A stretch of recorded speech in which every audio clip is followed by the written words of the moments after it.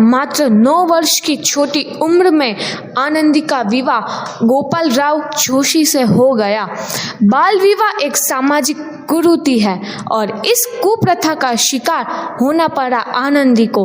5 वर्ष बाद आनंदी 14 साल की हो गई है। उसके घर एक शिशु ने जन्म लिया है। देखते हैं आगे क्या हो। देखिए ना, इसे क्या हो गया है?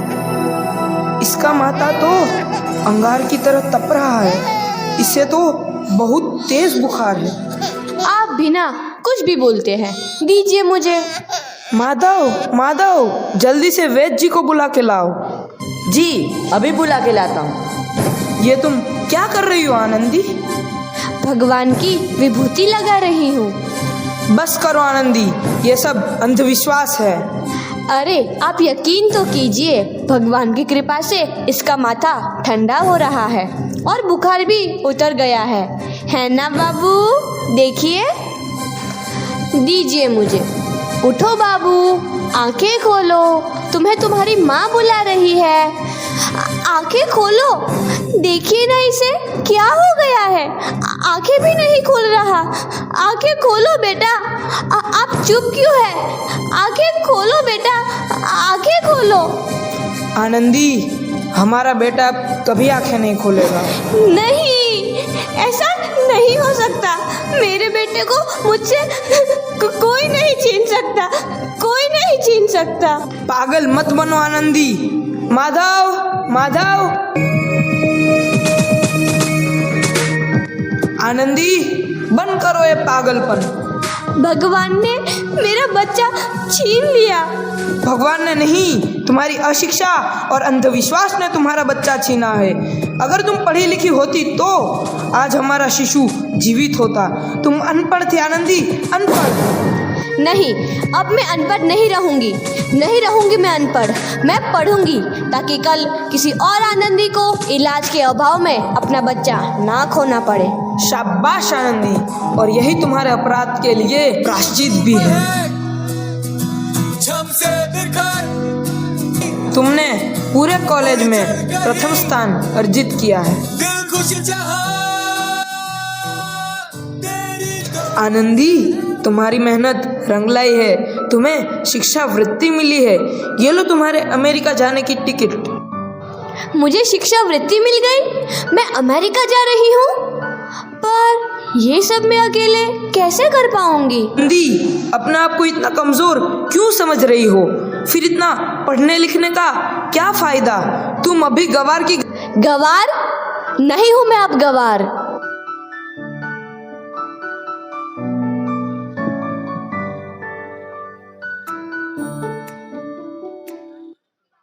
तो इस प्रकार 7 अप्रैल 1883 को आनंदी अमेरिका के पेंसिल्वेनिया के लिए रवाना हुई और 3 साल बाद उन्होंने डॉक्टर ऑफ मेडिसिन की उपाधि प्राप्त कर ली। इधर आनंदी के पिता की तबीयत बहुत खराब है। आगे क्या होता है देखते हैं। अब मेरे जाने का समय आ चुका है। अब मैं नहीं बचूंगा।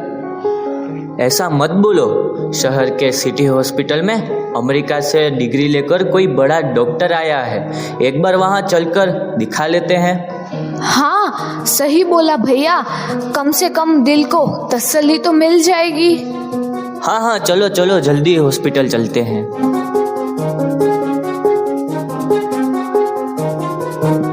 इस मरीज की हालत तो बहुत ही खराब है। कोई चमत्कार ही इसे बचा सकता है। ऐसा मत बोलो भाई। डॉक्टर साहब कब तक आ जाएंगे? लो आ गई डॉक्टर मैडम। डॉक्टर मैडम, जल्दी देखिए, मरीज की हालत बहुत ही खराब है।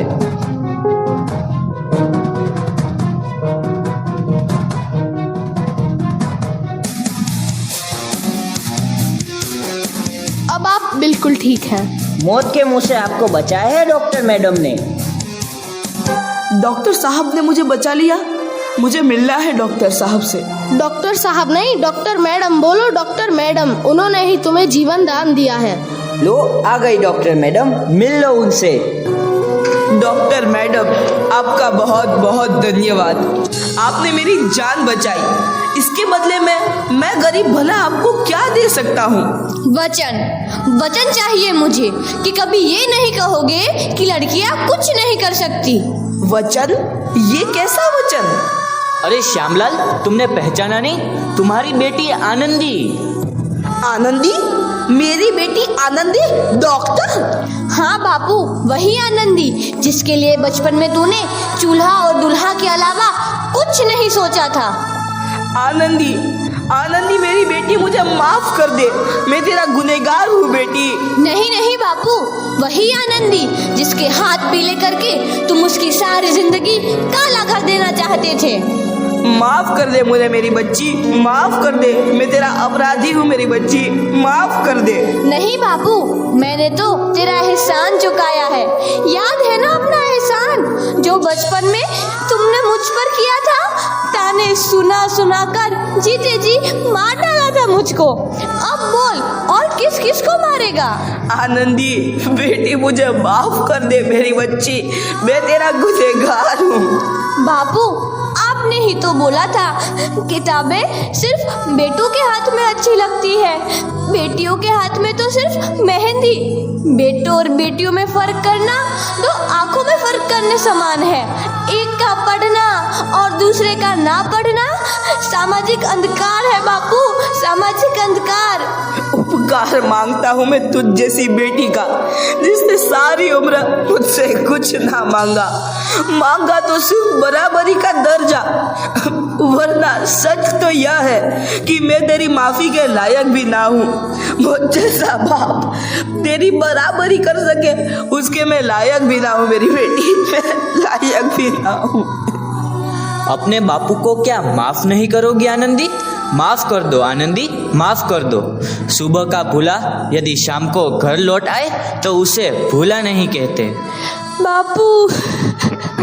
तो इस प्रकार आनंदीबाई जोशी ने अपनी मेहनत और अटूट इरादे से न केवल भारत की पहली महिला डॉक्टर बनी, बल्कि आगे चल के उन लड़कियों के लिए सुनहरा रास्ता दिखा गई जो जीवन में कुछ करना चाहती थीं।